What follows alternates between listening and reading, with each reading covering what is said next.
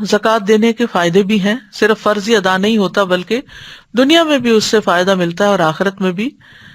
قیامت کے دن ہر قسم کے خوف اور غم سے نجات کا باعث ہوگا۔ ان الذین آمنوا وعملوا الصالحات واقاموا الصلاة وآتوا الزکاة لهم اجرهم عند ربهم ولا خوف علیہم ولا هم يحزنون۔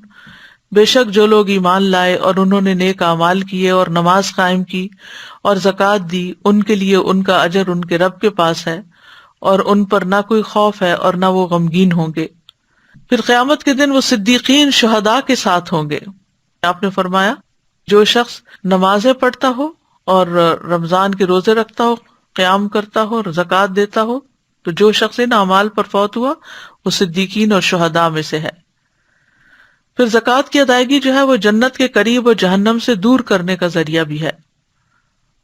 ایمان کے ساتھ زکوٰۃ ادا کی جائے تو اس عمل کا بدلہ جنت ہے۔ جنت کے 8 دروازوں سے داخلے کی خوشخبری ہے اس شخص کے لیے جو دیگر اعمال کے ساتھ اپنی زکوٰۃ بھی ادا کرتا ہے۔